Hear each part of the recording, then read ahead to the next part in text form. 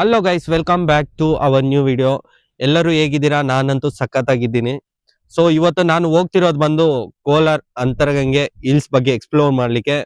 So ಈ ವಿಡಿಯೋವನ್ನು last ವರೆಗೂ ನೋಡಿ, ಹೇಗಿದೆ ಅಂತ ಕಾಮೆಂಟ್ ಮುಖಾಂತರ ತಿಳಿಸಿ. ಸೊ ಬನ್ನಿ ಹೋಗೋಣ ಗೈಸ್. ಈಗ ನಾವು ಹೋಗ್ತಾ ಇರೋದು ಕೋಲಾರ್ ಮತ್ತೆ ಅಂತರಗಂಗೆ ಹಿಲ್ಸ್ ರೋಡ್ ಅಲ್ಲಿ ಹೋಗ್ತಿದ್ದೀವಿ. ಸೊ ನೋಡ್ತಿದ್ದೀರಲ್ವಾ ನೀವು ಎಷ್ಟು ಚೆನ್ನಾಗಿದೆ ಅಂತ ದಾರಿ ಎಲ್ಲ. ಸೊ ಅಲ್ಲಿ ಮುಂದೆ ಕಾಣ್ತಿದೆ ಅಲ್ವಾ, ಇದೆ ಅಂತರಗಂಗೆ ಹಿಲ್ಸ್. ನೋಡಿ ಎಷ್ಟು ಚೆನ್ನಾಗಿದೆ ನೋಡಿ.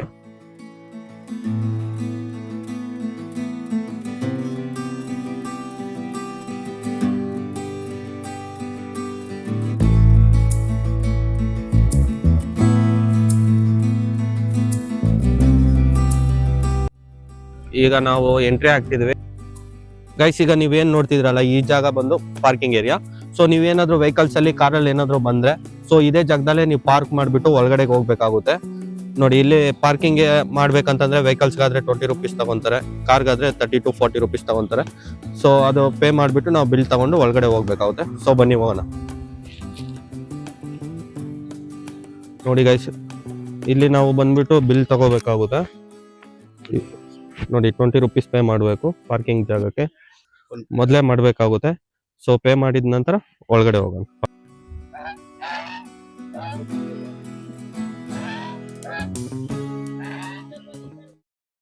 ಗೈಸ್, ಫೈನಲಿ ನಾವು ಈಗ ಬಂದಿದ್ದೀವಿ ಅಂತರಗಂಗೆ ಪ್ರವೇಶದ ದ್ವಾರದ ಬಳಿ ಇದ್ದೀವಿ.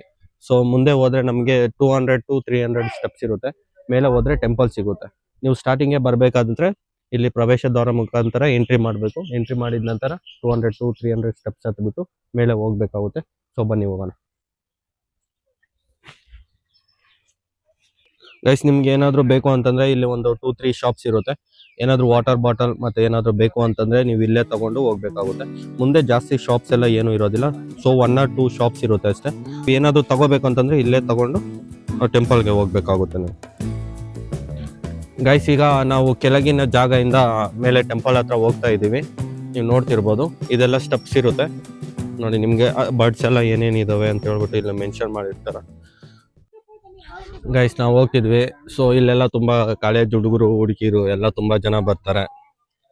ನೀವು ನೋಡ್ತಿರ್ಬೋದು, ತುಂಬಾ ಹುಡುಗರು ಹುಡುಗಿರು ಎಲ್ಲ ಕಾಲೇಜ್ ಹುಡುಗರೇ ಇರ್ತಾರೆ ಇಲ್ಲಿ. ನೋಡ್ತಿದ್ದೀರಲ್ಲ. ಸೊ ಹೀಗೆ ಹೋದ್ರೆ ನಿಮ್ಗೆ ಮುಂದೆ ಒಂದು ವ್ಯೂ ಪಾಯಿಂಟ್ ಸಿಗುತ್ತೆ. ಆ ವ್ಯೂ ಪಾಯಿಂಟ್ ನಿಮ್ಗೆ ತೋರಿಸ್ತೀನಿ, ಬನ್ನಿ ಹೋಗೋಣ. ನೋಡಿ ಹೇಗಿದೆ ಅಂತ ನಮ್ಮ ಅಂತರಗಂಗೆ ಹಿಲ್ಸು. ನೋಡಿ, ಇಲ್ಲಿ ನಿಮ್ಗೆ ಒಂದು ವ್ಯೂ ಪಾಯಿಂಟ್ ಸಿಗುತ್ತೆ. ನೀವು ನೋಡ್ತಿರ್ಬೋದು ಎಷ್ಟು ಚೆನ್ನಾಗಿದೆ ಅಂತ. ಯಾರಾದರೂ ಫೋಟೋ ಶೂಟ್ ಏನಾದರೂ ಮಾಡ್ಕೋಬೇಕಂತಂದ್ರೆ ಇಲ್ಲಿ ಫೋಟೋ ಶೂಟ್ ಮಾಡ್ಕೊತಾರೆ.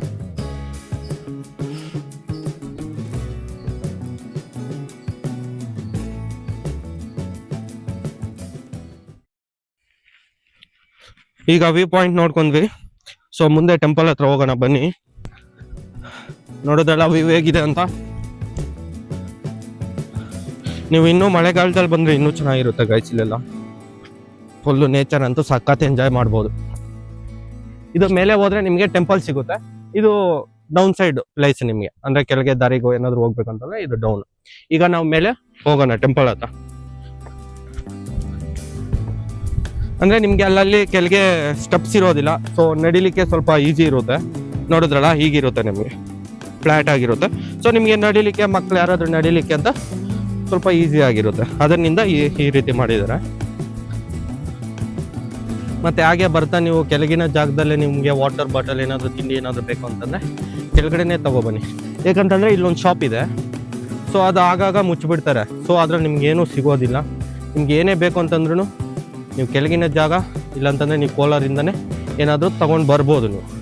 ನೀವು ಇಲ್ಲಿ ವಾಟರ್ ಇರುತ್ತೆ ಅಂತ ಹೇಳ್ಬಿಟ್ಟು ಬರ್ಲಿಕ್ಕೆ ಹೋಗ್ಬಿಡಿ. ಮೇಲೆ ಟೆಂಪಲ್ ಹತ್ರ ಇರುತ್ತೆ.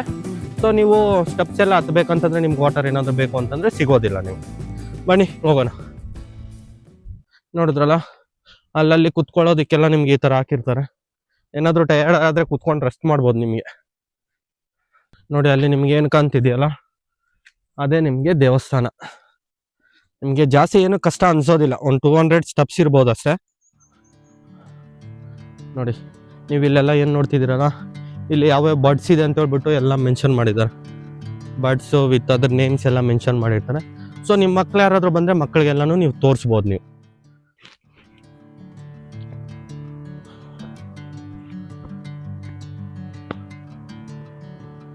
ನೋಡಿ ಟೆಂಪಲ್ ಹತ್ರ ಬಂದ್ವಿ ನಾವು. ನೋಡಿ ಇನ್ನೊಂದು 100 ಮೀಟರ್ಸ್ ಇದೆ ಅಷ್ಟೇ. ನಿಮ್ಗೆ ಅಲ್ಲಿ ಏನು ಮೇಲೆ ಕಾಣ್ತಿದೆಯಲ್ಲ ಅದೇ ಶ್ರೀ ಕಾಶಿ ವಿಶ್ವೇಶ್ವರ ಟೆಂಪಲ್.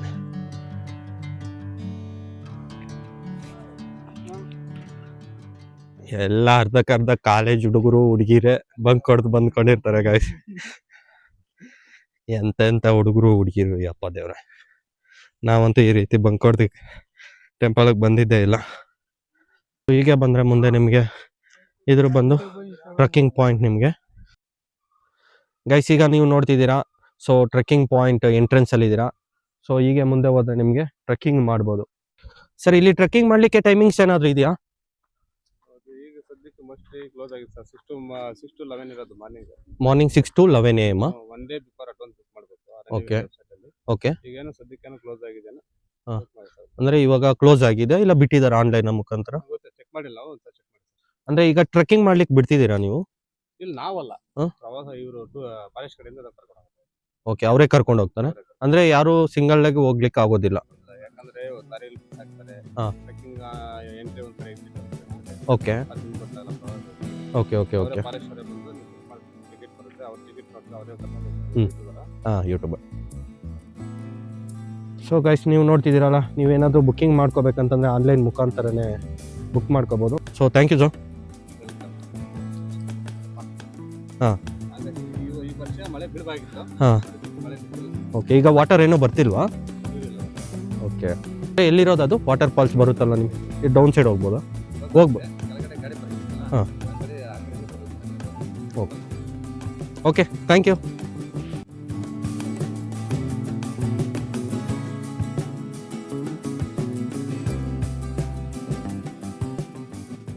ಗೈಸ್ ಈಗ ನೀವು ನೋಡ್ತಿದ್ದೀರಲ್ಲ, ಇದು ಬಂದು ಟೆಂಪಲ್ ಇರುತ್ತೆ. ನಿಮಗೆ ಕೆಳಗಿನ ಭಾಗದಲ್ಲಿ ಬಂದು ಸ್ಲಿಪ್ಪರ್ಸ್ ಎಲ್ಲ ಬಿಡಲಿಕ್ಕೆ ನಿಮಗೆ ಜಾಗ ಮಾಡಿರ್ತಾರೆ. ಸ್ಲಿಪ್ಪರ್ ನೀವು ಅಂದ್ಬಿಟ್ಟು ಮುಂದೆ ದೇವಸ್ಥಾನಕ್ಕೆ ಹೋಗ್ಬೇಕಾಗುತ್ತೆ ನೀವು. ಈಗ ಸ್ಲಿಪ್ಪರ್ಸ್ ಎಲ್ಲ ಬಿಟ್ಟು ನಾವು ಟೆಂಪಲ್ಗೆ ಹೊಡ್ತಿದ್ವಿ. ಸೊ ನಿಮ್ಗೆ ಏನಾದರೂ ಪೂಜೆ ಸಾಮಾನು ಏನಾದರೂ ಬೇಕು ಅಂತಂದರೆ ನೀವು ಇಲ್ಲೇ ತೊಗೋಬೇಕು. ಇಲ್ಲೋ ಬಂಕಲ್ಲಿ ಇರ್ತಾರೆ ನೋಡಿ. ನಿಮಗೆ ತೆಂಗಿನಕಾಯಿ ಹೂವು ಎಲ್ಲ ಏನಾದರೂ ಬೇಕು ಅಂತಂದರೆ ನೀವು ಇಲ್ಲೇ ತೊಗೋಬೇಕಾಗುತ್ತೆ.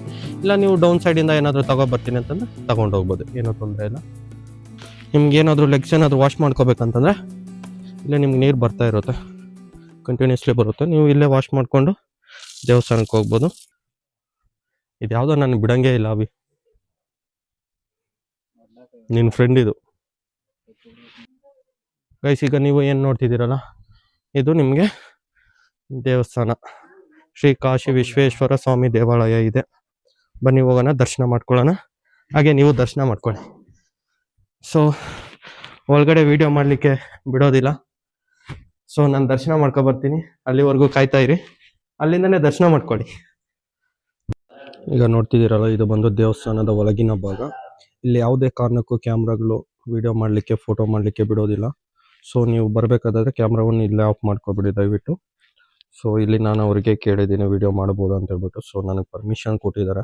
ಸೊ ತೋರಿಸ್ತೀನಿ ನಿಮ್ಗೆ ದೇವಸ್ಥಾನವನ್ನು ನೋಡಿ. ನಿಮಗೆ ಗರ್ಭಗುಡಿಯಲ್ಲಿ ಕಾಣಿಸುತ್ತಿದೆಯಲ್ಲ, ಇದೆ ಶ್ರೀ ಕಾಶಿ ವಿಶ್ವೇಶ್ವರ ದೇವರು ನೋಡಿ, ಅಂದರೆ ಗರ್ಭಗುಡಿಯಲ್ಲಿ ಕಾಣುತ್ತಿದೆಯಲ್ಲ. ಓಕೆ, ನೀವು ಎಷ್ಟೊತ್ತಿಂದ ಪೂಜೆ ಸಲ್ಲಿಸ್ತೀರಾ ಸರ್ ಇಲ್ಲಿ?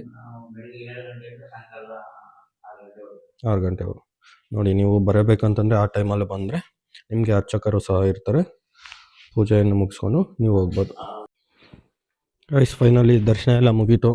ಸೊ ಈಗ ನಾವು ದರ್ಶನ ಮುಗಿಸ್ಕೊಂಡು ದೇವಸ್ಥಾನ ಹೊರಗಿನ ಭಾಗದಲ್ಲಿದ್ದೀವಿ. ಸೊ ಇವತ್ತು ಜನ ಸ್ವಲ್ಪ ಕಡಿಮೆ ಇದ್ದಾರೆ. ನಿಮಗೆ ಎಲ್ಲ ವೀಕೆಂಡಲ್ಲೆಲ್ಲ ತುಂಬ ಜನ ಇರ್ತಾರೆ. ಮಂಡೇ ಫ್ರೈಡೇನು ನಾರ್ಮಲಿ ಇರ್ತಾರೆ. ವೀಕೆಂಡಲ್ಲಿ ತುಂಬ ಜನ ಬರ್ತಾರೆ, ಟ್ರೆಕ್ಕಿಂಗ್ ಎಲ್ಲ ಹೋಗ್ಲಿಕ್ಕೆಲ್ಲ ತುಂಬ ಜನ ಬರ್ತಾರೆ. ಸೊ ನೀವು ನೋಡ್ತಿದ್ರಲ್ಲ, ಇಲ್ಲಿ ಮೇಲಿನ ಭಾಗ ಏನು ಕಾಣ್ತಿದೆಯಲ್ಲ, ಅದು ಬಂದು ನಿಮಗೆ ದೇವಸ್ಥಾನ. ಸೊ ನಿಮ್ಗಾಗಿ ಕೆಳಗಡೆ ಬಂದರೆ ಇದು ಬಂದು ನಮ್ಮ ದೇವಸ್ಥಾನದ ಕಲ್ಯಾಣಿ. ಇಲ್ಲಿ ಹಾಗೆ ನಿಮಗೆ ಕಲ್ಯಾಣಿ ಮಧ್ಯಭಾಗದಲ್ಲಿ ನಿಮಗೆ ಒಂದು ಗಣೇಶನ ಟೆಂಪಲ್ ಇರುತ್ತದೆ, ನೀವು ನೋಡ್ತಿರ್ಬೋದು. ಇದೆಲ್ಲ ನೀರು ತುಂಬಿಕೊಂಡಿರುತ್ತೆ. ಸೊ ಇದನ್ನು ಸ್ವಚ್ಛತೆ ಮಾಡಲಿಕ್ಕೆ ಸಹ ಅದನ್ನೆಲ್ಲ ನೀರನ್ನೆಲ್ಲ ಹೊರಗಡೆ ಬಿಟ್ಟಿದ್ದಾರೆ. ಸೊ ಇದನ್ನು ಕ್ಲೀನ್ ಮಾಡಿದ್ದಾರೆ, ಎಲ್ಲ ನೀರು ಬಿಡ್ತಾರೆ. ಸೊ ಇವಾಗ ಸದ್ಯಕ್ಕಂತೂ ನೀರು ಬಿಟ್ಟಿಲ್ಲ. ಗೈಸ್ ನೋಡ್ತಿದ್ದೀರಲ್ಲ, ಇಲ್ಲಿ ತುಂಬಾನೇ ಕೋತಿಗಳ ಕಾಟ ಇರುತ್ತೆ. ನೋಡಿದ್ರಲ್ಲ ಚಿಕ್ಕ ಚಿಕ್ಕ ಮರಿಗಳು ಸಹ ಇರುತ್ತೆ. ನೀವು ಬರಬೇಕಾದ್ರೆ ಸ್ವಲ್ಪ ಜಾಗರೂಕತೆಯಿಂದ ಬನ್ನಿ, ಹಾಗೆ ನಿಮ್ಮ ವಸ್ತುಗಳನ್ನು ಜಾಗರೂಕತೆಯಿಂದ ಇಟ್ಕೊಳ್ಳಿ.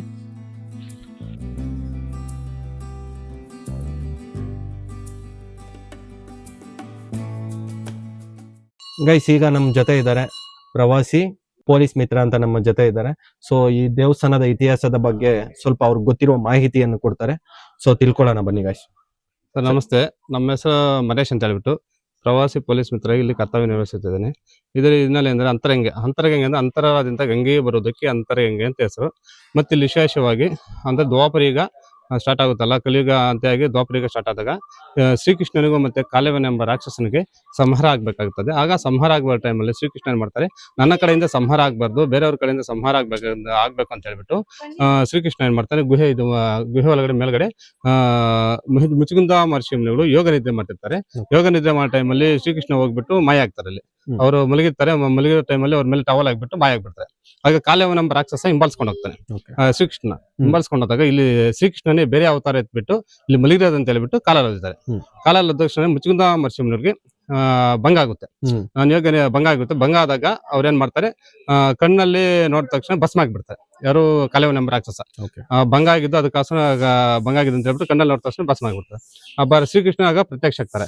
ಪ್ರತ್ಯಕ್ಷ ಆದಾಗ ಮುಚುಕುಂದ ಮಹರ್ಷಿಗಳು ಎಲೆ ಕೃಷ್ಣನು ಯೋಗ ನಿದ್ರೆ ಮಾಡ್ತಿದ್ದೆ, ಭಂಗ ಆಯ್ತು, ಅದಕ್ಕೆ ಕಣ್ಣಲ್ಲಿ ನೋಡಿದ ತಕ್ಷಣ ಭಸ್ಮ ಆಯ್ತು ಅಂತ, ಭಸ್ಮ ಆಗಿದೆ, ಅದಕ್ಕೆ ಏನ್ ಮಾಡ್ಬೇಕು ಪರಿಹಾರ ಅಂತ ಕೇಳಿದಾಗ, ಅದು ನಿನ್ನ ತಪ್ಪಲ್ಲ, ಲೋಕ ಕಲ್ಯಾಣಕ್ಕೋಸ್ಕರ ನಿನ್ನ ಕಡೆಯಿಂದ ಸಂಹಾರ ಆಗ್ಬೇಕಾಗಿರೋದ್ರಿಂದ ಅದು ಸಂಹಾರ ಆಗಿದೆ, ನಿನ್ನ ತಪ್ಪೇನಿಲ್ಲ ಅಂತ ಕೇಳಿದಾಗ, ಅದಕ್ಕೆ ನಾನು ಏನ್ ಮಾಡ್ಬೇಕು, ಏನ್ ಪರಿಹಾರ ಕೇಳಿದಾಗ, ದಕ್ಷಿಣ ಭಾಗದಲ್ಲಿ ಒಂದು ಲಿಂಗವನ್ನು ಪ್ರತಿಷ್ಠಾಪನೆ ಮಾಡ್ಬಿಟ್ಟು ಇದರ ಲಿಂಗಕ್ಕೆ ಪ್ರತಿ ದಿವಸ ಪವಿತ್ರವಾದ ನೀರು ತಗೊಂಡು ಅಭಿಷೇಕ ಮಾಡಿ ಅಂತ ಹೇಳ್ತಾರೆ. ಈ ಲಿಂಗ ದಯವಿಟ್ಟು ಕಾಣಿಸ್ತಿದೆಯಲ್ಲ, ಲಿಂಗಕ್ಕೆ ಪ್ರತಿ ದಿವಸ ಅಭಿಷೇಕ ಮಾಡ್ಬೇಕಾಗ್ತದೆ. ಈಗ ಇದು ದಕ್ಷಿಣ ಭಾಗದಲ್ಲಿ ಯಾವ್ದು ನದಿ ಆಗ್ಲಿ ಸರೋವರ ಆಗ್ಲಿ ಯಾವ್ದು ಇರೋದಿಲ್ಲ.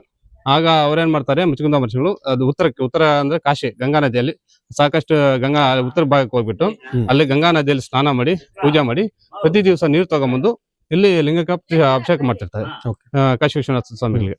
ಆಗ ಅಭಿಷೇಕ ಮಾಡೋ ಟೈಮಲ್ಲಿ ಅಲ್ಲಿ ಗಂಗಾದೇವಿ ಪ್ರತ್ಯಕ್ಷ ಆಗ್ಬಿಟ್ಟು ಪ್ರತಿ ದಿವಸ ಇಲ್ಲಿಗಾಗಿ ಬರ್ತೇನೆ, ನಾವೆಲ್ಲಿಗೆ ಬರ್ತೇನೆ ಅಂತ ಕೇಳಿದಕ್ಕೆ, ತಾಯಿ ಯಾವ ರೀತಿ ಬರ್ತೀವಿ, ಹೆಂಗ್ ಬರ್ತೀವಿ, ಯಾವ ಇಲ್ಲಿ ಸಾಕಷ್ಟು ನದಿಗಳು ಹರಿತಾವ, ಕಾವೇರಿ, ತುಂಗಭದ್ರಾ, ಗಂಗಾ ನದಿ ಸಾಕಷ್ಟು ನದಿಗಳು ಇರ್ತಾವೆ, ಇಲ್ಲಿಂದ ಬರೋದು ಹೆಂಗ್ ಯಾವ ರೀತಿ ನಂಬೋದು ಅಂತ ಕೇಳಿದಕ್ಕೆ, ಆತನ ಕೈಲಿದ್ದ ನಿಂಬೆಹಣ್ಣು ರುದ್ರಾಕ್ಷಿ ಅಲ್ಲಿ ಬಿಟ್ಟಾಗ, ನೀವು ಎಲ್ಲಿ ಲಿಂಗವನ್ನು ಪ್ರತಿಷ್ಠಾಪನೆ ಮಾಡಿರ್ತೀಯೋ ಅಲ್ಲಿ ತಳಭಾಗದಿಂದ ಈ ಮೂರು ಬರ್ತಂದ್ರೆ ಅಲ್ಲಿ ರುದ್ರಾಕ್ಷಿ, ನಿಂಬೆಹಣ್ಣು ಮತ್ತೆ ಜಲ ಮೂರು ಅಲ್ಲಿ ಬರುತ್ತೆ ಅಂತ ಕೇಳಿದಾಗ, ಅಲ್ಲಿಂದ ಇಲ್ಲಿ ಬರೋಷ್ಟೊಳಗಡೆ ಅಂತ ನೀರು ಬರ್ತಿತ್ತಂತೆ.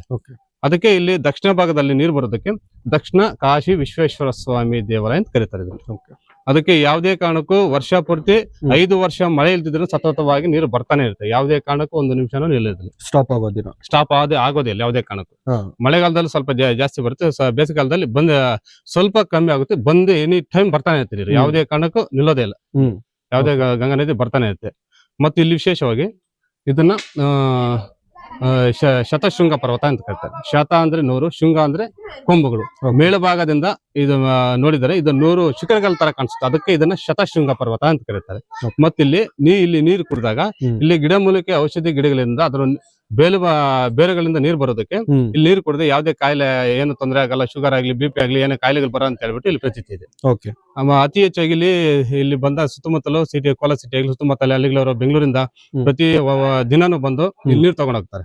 ಈ ನೀರು ಕುಡಿದ್ರೆ ಏನು ತೊಂದರೆ ಆಗಕ್ಕೆ ಅಭ್ಯಾಸ ಆಗಿದೆ, ಇಲ್ಲಿ ನೀರು ಕುಡಿದ್ರೆ ಏನು ತೊಂದರೆ ಆಗಲ್ಲ ಅಂತ ಹೇಳ್ಬಿಟ್ಟು ಪ್ರತಿ ದಿವಸ ಇಲ್ಲಿ ಬಂದು ಇಲ್ಲಿಂದ ಸಿಟಿಯವರಾಗ್ಲಿ ಬೇರೆ ಹಳ್ಳಿಗಳವರಾಗ್ಲಿ ಮತ್ತೆ ಬೆಂಗಳೂರಿಂದ ಬಂದು ವಾರಕ್ಕೊಂದ್ಸಲ ನೀರು ತಗೊಂಡ್ಬಂದು ಕುಡಿತಾರೆ.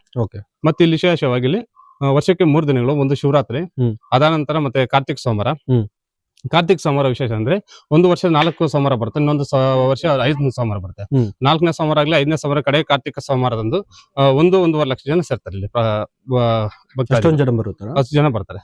ಬಂದಂತ ಭಕ್ತಾದಿಗಳಿಗೆ ಕೋಲಾರದಿಂದ ಅಂತರಂಗ ಪ್ರವಾಸ ತಾಣವರೆಗೂ ಉಚಿತವಾದ ಬಸ್ ವ್ಯವಸ್ಥೆ ಇರ್ತದೆ. ಬಸ್ ವ್ಯವಸ್ಥೆ ಇದೆ. ಮತ್ತೆ ಇಲ್ಲಿ ಪ್ರಸಾದ ವ್ಯವಸ್ಥೆ ಮಾಡ್ತಾರೆ. ಅಲ್ಲಿ ಅವತ್ತು ಕಾರ್ತಿಕ ಸೋಮವಾರದ ಅದಾದ ನಂತರ ಮತ್ತೆ ಲಕ್ಷ ದೀಪೋತ್ಸವ, ಶಿವ ದೀಪೋತ್ಸವ ಅಂತ ಬರುತ್ತೆ. ಶಿವ ದೀಪ 9 ದಿವಸಕ್ಕೆ.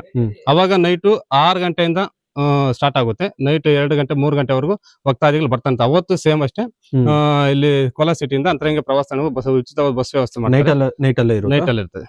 ಮತ್ತೆ ಅವಾಗ ಭಕ್ತಾದಿಗಳಿಗೆ ಪ್ರಸಾದ ವ್ಯವಸ್ಥೆ ವ್ಯವಸ್ಥೆ. ಮತ್ತೆ ಇಲ್ಲಿಂದ ಕೆಳಭಾಗದಿಂದ ದೇವಸ್ಥಾನ ಗರ್ಭಗುಡಿ 222 ಮೆಟ್ಟಿದಾವೆ. 222 ಮೀಟರ್ ಲಕ್ಷ ದೀಪೋತ್ಸವ ಪ್ರತಿ ಉದ್ದಕ್ಕೂ ಹ್ಮ್. ಲಕ್ಷ ದೀಪೋತ್ಸವ ನಡೆಸ್ತಾರೆ. ಹ್ಮ್. ಮತ್ತೆ ಇಲ್ಲಿ 7 ಗಂಟೆಗೆ ತೆಪ್ಪೋತ್ಸವ ಅಂದ್ರೆ ಸ್ಟೆಪ್ಸ್ ಫುಲ್ ದೀಪ ಹಚ್ತಾರೆ. ದೀಪ ಹಚ್ತಾರೆ. ಅಲ್ಲೇ ಹಚ್ತಾರೆ. ಮತ್ತೆ ಪುಷ್ಕರಣಿಯಲ್ಲಿ ಮತ್ತೆ ದೇವಸ್ಥಾನ ಮುಂಭಾಗ ಮೇಲ್ಭಾಗ ಎಲ್ಲಾನು ಹಚ್ತಾರೆ. ಮತ್ತೆ 7 ಗಂಟೆಗೆ ತೆಪ್ಪೋತ್ಸವ ಇರ್ತದೆ. ಮತ್ತೆ ಇಲ್ಲಿ ವಿಶೇಷ. ಮತ್ತೆ ಇದಾದ ನಂತರ ಇಲ್ಲಿ ಅಂತರಂಗ ಬೆಟ್ಟದ ಮೇಲೆ 7 ಹಳ್ಳಿಗಳಿದಾವೆ. ಎಲ್ಲಿ ಈ ಕಡೆ ಮೇಲೆ ಈ ಕಡೆ ಆ ಕಡೆ ನೋಡಿ, ಅದು 40 ವರ್ಷದ ಕಡೆ ಅಂಗಡಿ ನಡ್ಕೊಂಡು ಹೋಗ್ತಿದ್ರಲ್ಲಿ. ಇಲ್ಲಿ ಇದು ಆ ಕಡೆ ಲಾಸ್ಟ್ ಮೇಲ್ಗಡೆ ವಿಲೇಜಸ್ ಇದಾವಲ್ಲ, ಈಗ ನೋಡ್ಕೊಂಡು ಹೋಗ್ತಿದ್ರೆ. ಈಗ ಸದ್ಯಕ್ಕೆ ಕ್ಲೋಸ್ ಆಗಿದೆ. ನೀವು ಬೆಂಗಳೂರಿಂದ ಕೋಲಾರ್ಗೆ ಎಂಟ್ರಿ ಆಗ್ತಾ ಫ್ಲೇವರ್ ಬ್ರಿಡ್ಜ್ ಅಂತ ಬರುತ್ತೆ. ಅದ್ರ ಪಕ್ಕದಲ್ಲಿ ಸಾಗರ ಒಂದು ಹೋಟೆಲ್ ಅಂತಿದೆ, ತೇರಹಳ್ಳಿ ಬೆಟ್ಟ ಅಂತ. ಅಲ್ಲಿಂದ ರೋಡ್ ಇದೆ. ಅಂದ್ರೆ 7 ವಿಲೇಜಸ್ ಗೆ ಅಲ್ಲೇ ದಾರಿ ಅಲ್ಲಿಂದ ದಾರಿ ಹೋಗುತ್ತೆ. ಓಕೆ, ಅಲ್ಲಿಂದ ಆಗುತ್ತೆ. ಮೇಲ್ಗಡೆ ಹಾದಿಮ ಅಂತ ಒಂದು ಪ್ಲೇಸ್ ಇದೆ. ಪ್ರತಿ ಹುಣ್ಣಿಮೆಗೆ ಕಲ್ಚರಲ್ ಪ್ರೋಗ್ರಾಮ್ ಅಂದ್ರೆ ಸಾಂಸ್ಕೃತಿಕ ಕಾರ್ಯಕ್ರಮ ಮಾಡ್ತಾರೆ. ಪ್ರತಿ ಹುಣ್ಣಿಮೆಗೆ 6:30 ಸಾಯಂಕಾಲ 9 ಗಂಟೆವರೆಗೂ ಕಲ್ಚರಲ್ಸ್ ಬೇರೆ ಬೇರೆ ರಾಜ್ಯಗಳಿಂದ ಬಂದು ಕಲ್ಚರಲ್ಸ್ ಪ್ರೋಗ್ರಾಮ್ ಮಾಡ್ತಾರೆ ಅಲ್ಲಿ, ಸಾಂಸ್ಕೃತಿಕ ಕಾರ್ಯಕ್ರಮ. ಇಷ್ಟು ವಿಶೇಷ. ಮತ್ತೆ ಈ ಜಾಗ ಏನ್ ಕಾಣ್ತಿದ್ದೀರಾ, ಇದು ಮದುವೆ ಮಂಟಪ ಅಂತ, ಕಲ್ಯಾಣ ಮಂಟಪ. ಅಂದ್ರೆ ಮದುವೆ ಆಗ್ತದೆ ಪ್ರತಿ ಯಾವಾಗ ಆಗುತ್ತೆ. ಅವಾಗ ಯಾವಾಗ ಮದುವೆ ಟೈಮಲ್ಲಿ ಬಂದ್ರೆ ಮದುವೆ ಆಗ್ತೈತೆ. ಅಂದ್ರೆ ಇದೆಲ್ಲ ಏನು ಅಮೌಂಟ್ ಏನು ಪೇ ಮಾಡಂಗಿಲ್ಲ. ಅದು ಇದು ಮುದ್ರಾ ಇಲಾಖೆಗೆ ಇಷ್ಟೊತ್ತು ಅಮೌಂಟ್ ಕಟ್ಬೇಕಾಗ್ತದೆ. ಅದು ಎಷ್ಟು ಪೇ ಮಾಡ್ಬೇಕಂತ ನಿಮ್ಗೆ ಏನಾದ್ರು ಗೊತ್ತಿಲ್ಲ. ಅದು ಸ್ವಾಮಿಗಳು ಅವ್ರು ಹೇಳ್ತಾರೆ, ಬೇರೆಯವ್ರು ಬಂದಿದ್ರೆ ಅವ್ರು ಒಂದೊಂದು ಇದಕ್ಕೆ ಅಂತ ಹೇಳ್ಬಿಟ್ಟು ಅವ್ರು ಸ್ವಾಮಿ ಕೇಳ್ತಾರೆ. ಸ್ವಾಮಿ ಬಿಲ್ ಕಲೆಕ್ಟ್ ಅವ್ರು ಕಟ್ಕೊಂಡು ಮದುವೆ ಇದೆ చేస్తారు.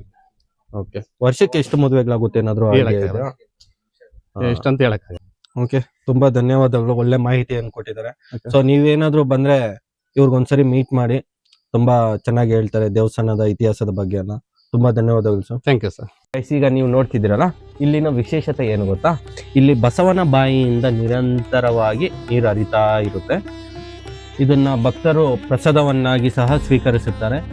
ಇದನ್ನು ಸ್ವೀಕರಿಸಿದ ಭಕ್ತರಿಗೆ ಯಾವುದೇ ಕಾಯಿಲೆಗಳು, ಅಲರ್ಜಿಗಳು ಏನೇ ಇದ್ದರೂ ಸಹ ನಿರ್ಮೂಲನೆ ಆಗುತ್ತದೆ ಅಂತ ಹೇಳ್ಬಿಟ್ಟು ಇಲ್ಲಿನ ಜನ ನಂಬ್ತಾರೆ. ಸೊ ನೋಡೋಣ, ಈ ನೀರನ್ನು ಟೇಸ್ಟ್ ಮಾಡೋಣ. ನೀರು ಮಾತ್ರ ಚೆನ್ನಾಗಿದೆ ಗಾಯ್ಸ್, ಇದು ಎಲ್ಲಿಂದ ಬರುತ್ತೆ ಅಂತ ಗೊತ್ತಿಲ್ಲ. ನೋಡಿದ್ರಲ್ಲ, ನೀವು ಒಂಚೂರು ಟೇಸ್ಟ್ ಮಾಡಿ ಗೈಸ್. ನೀವು ಈಗ ನೋಡ್ತಿದ್ದೀರಲ್ಲ, ಇದು ಬಂದು ದೇವಸ್ಥಾನ ಮೇಲಿನ ಭಾಗ. ಸೊ ನೀವು ನೋಡ್ಬೋದು ದೇವಸ್ಥಾನದ ಬಳಿ ವಾತಾವರಣ ಎಷ್ಟು ಚೆನ್ನಾಗಿದೆ ಅಂತ ಹೇಳ್ಬಿಟ್ಟು.